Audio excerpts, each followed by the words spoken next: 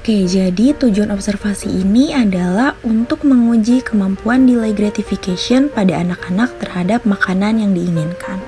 Nah, ada pula objek dari observasi ini adalah anak-anak dengan rentang usia 4 sampai dengan 11 tahun, yaitu masa perkembangan kanak-kanak awal dan akhir.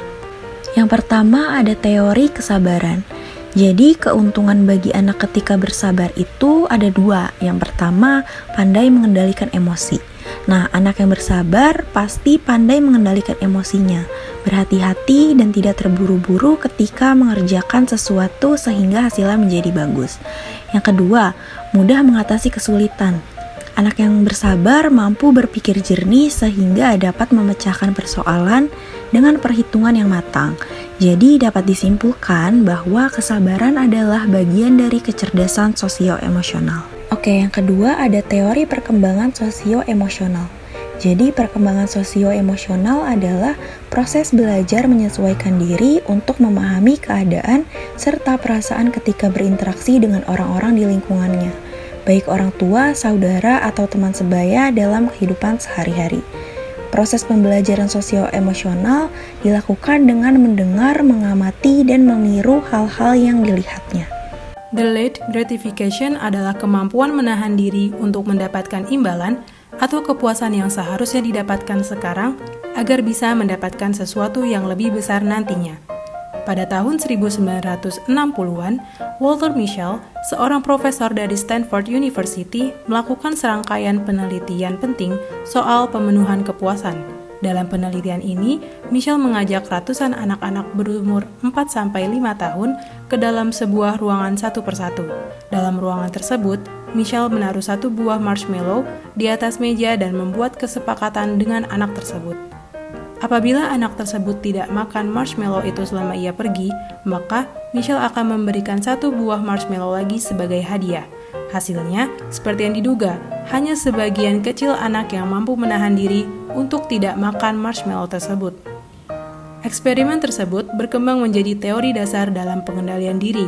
Dalam studi longitudinal peserta eksperimen, dilaporkan bahwa anak-anak yang menunjukkan kemampuan menunda kepuasan secara efektif menunjukkan tingkat pencapaian akademik yang lebih tinggi pada usia 15 tahun.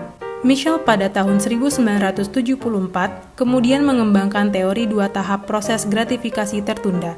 Tahap pertama berfokus pada faktor-faktor penentu pilihan untuk menunda, dan yang kedua berfokus pada faktor-faktor yang memfasilitasi perilaku penundaan.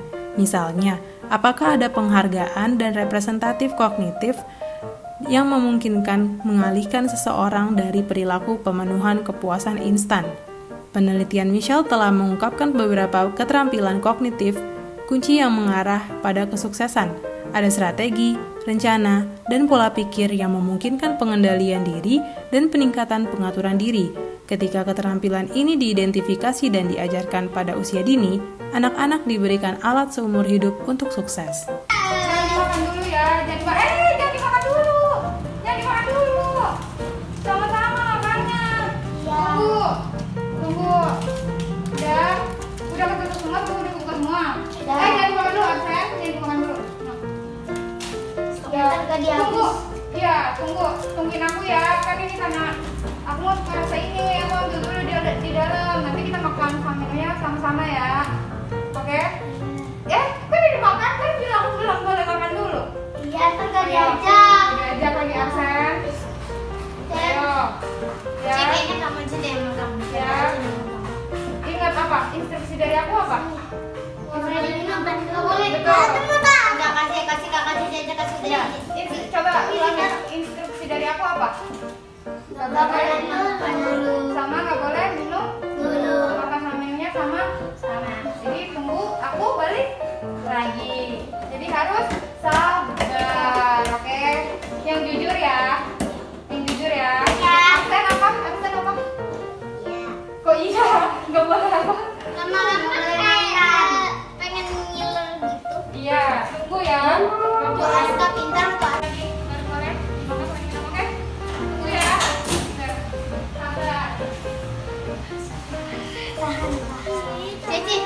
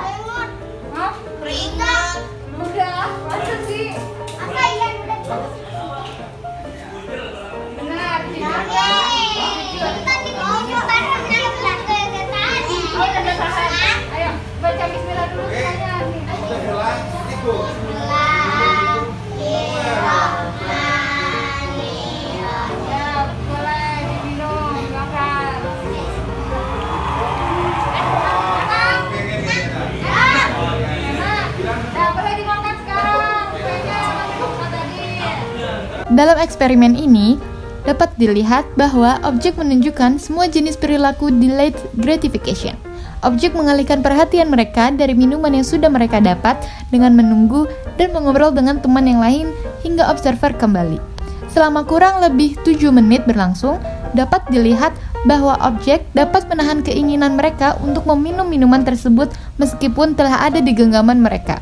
Objek diberikan apresiasi oleh observer berupa pujian dan reward berupa coklat karena telah berhasil menahan keinginan mereka sesuai dengan apa yang sudah diinstruksikan oleh observer.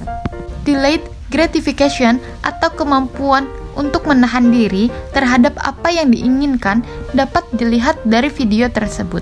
Anak-anak yang memasuki masa perkembangan kanak-kanak akhir, yakni di usia rentang 6-11 tahun, sudah memiliki kemampuan dalam perkembangan emosi yang baik. Anak sudah mulai belajar untuk mengendalikan dan mengontrol pola emosinya, termasuk dalam menahan diri untuk memenuhi kepuasannya.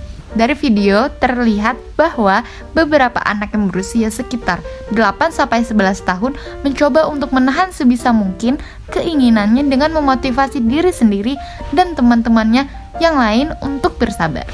Menurut Michelle, semakin lama anak mampu menahan dirinya untuk tidak mengambil apa yang diinginkan, semakin tinggi pula daya konsentrasi dan logikanya. Anak yang mampu melakukan delaying gratification cenderung lebih mampu bertahan di bawah tekanan sehingga dapat mengatasi semua situasi dengan bijaksana dan tidak tergesa-gesa. Anak-anak yang berfokus pada peningkatan diri lebih suka menunggu dan memaksimalkan hadiah. Ini mencerminkan motivasi yang mendasari nilai-nilai dari peningkatan diri, yaitu keinginan untuk memiliki lebih banyak sumber daya yang tersedia bagi individu dan untuk meningkatkan kekuatan dan pengaruh seseorang.